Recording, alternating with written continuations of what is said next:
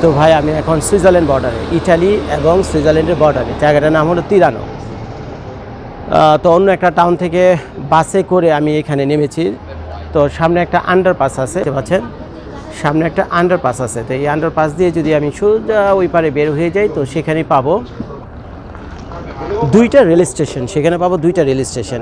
একটা rail station হলো local Italian train যাতায়াত করে, আর তার পাশে আরেকটা রেল স্টেশন রয়েছে যেখান থেকে বার্লিন এক্সপ্রেস নামে সেই ওয়ার্ল্ড হেরিটেজ যে ট্রেনটা রয়েছে সেটা ওখান থেকে যায় হলো সুইজারল্যান্ডের একেবারে ভিতরে। তো সেখানেই আমরা যাচ্ছি। তো একবারে সুইজারল্যান্ড বর্ডারে কিন্তু এই মুহূর্তে আমি দাঁড়িয়ে। তো যাওয়ার আগে ভাবলাম আপনাদেরকে যে ইটালির যে বাস টার্মিনাল দেখতে কেমন, তো সেটা একটু শেয়ার করি আপনাদের সাথে। তো ক্যামেরাটা ফ্লিপ করে দেই।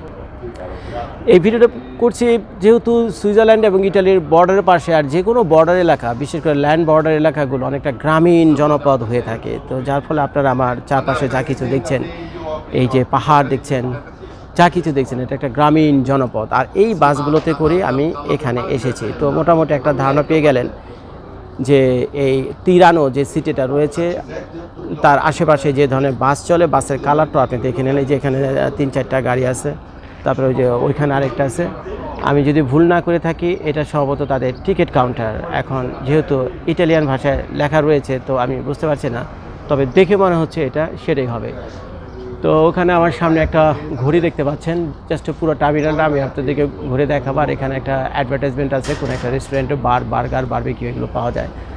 আর এখানে রয়েছে একটা ইনফরমেশন সেন্টার, ওই যে সেন্ট্রো সিটা, তারপর লেখা আছে ইনফরমেশনিও, কী বলে না বলে আমি জানি না। তো বিভিন্ন ধরনের সাইন টাইন আছে। আর ওখানে কিছু দূরে যেটা দেখতে পাচ্ছেন ওইটা হলো রাস্তার ওই পারে, আমি একটু পর দিয়ে যাবো। তো আমি আরেকটু দেখাই আপনাদেরকে।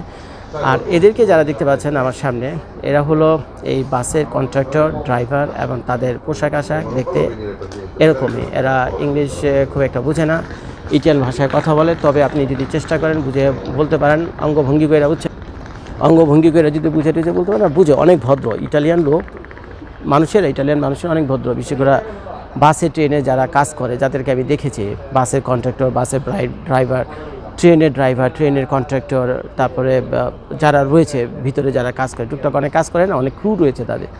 তো মোটামুটি তারা যথেষ্ট। সচরাচর এই যে রেল স্টেশন, বাস স্টেশনগুলো রয়েছে ইটালিতে, সেখানে টয়লেট ব্যবহার করলে আপনাকে €1 করে দিতে হয়। তো আমি যখন তিরানো এই বাস স্টেশনে এসে দাঁড়ালাম, তখন স্বাভাবিকভাবে মানুষকে তো নানানখানে টয়লেটে যেতে হয়। তো এখানে কয়েকটা টয়লেট রয়েছে, আপনারা দেখতে পাচ্ছেন আপনারা আমার সামনে। এখানে 1, 2, 3, 4 মোট 4টা টয়লেট রয়েছে। তো কিছুক্ষণ আগে আমি এটা ইউজ করেছি, তো তারা কোনো পয়সা টয়সা চায়নি, সম্পূর্ণ ফ্রি। এটা দেখে খুব ভালো লাগলো। আর পাশে হলো এই টার্মিনাল। তো আপনারা যদি কোনো দিন তিরানোতে আসেন, আমার মনে হয় না টয়লেট ব্যবহার করার জন্য পয়সা লাগে, যেহেতু এখানে লাগেনি। তো রেল স্টেশনে যে টয়লেটটা রয়েছে এটা বাস স্টেশনের টয়লেট, আর রেল স্টেশনটা ঠিক এদিকে কিছু দূর গেলে। তো আমার মনে হয় সেখানেও আপনাদের টয়লেট ব্যবহার করার জন্য ওই €1 দিতে হবে।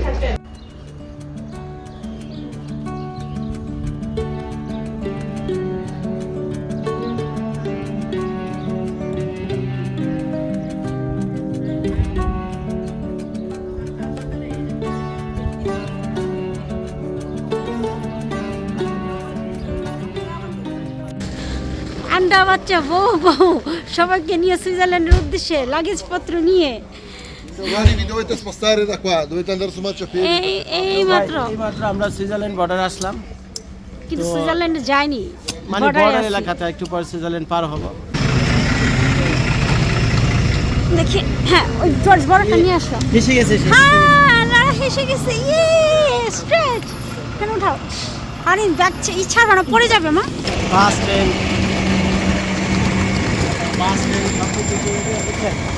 শেষ পর্যন্ত আসছি বর্ডার এলাকাতে। তো এখন যাই বার্লিন এক্সপ্রেস, যেটাতে ওঠার জন্য আসছি। এখান থেকে কয়েক মিনিট দূরে এখানে একটা আন্ডারপাস আছে, আন্ডারপাস দিয়ে চলেন আগে মানে আসো।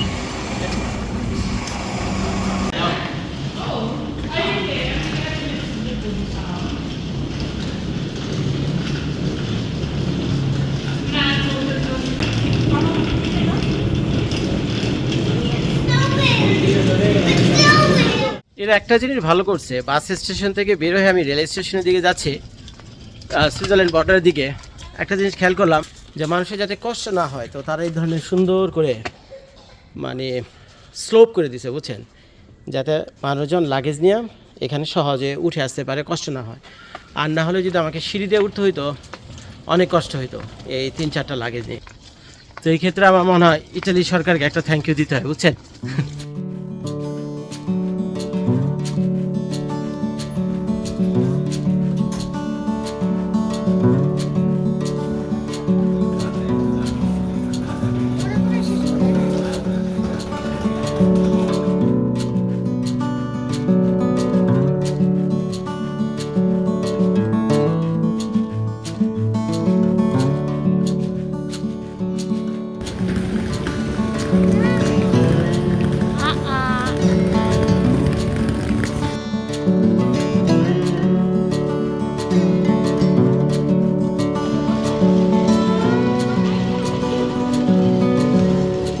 Orgito Kokirama.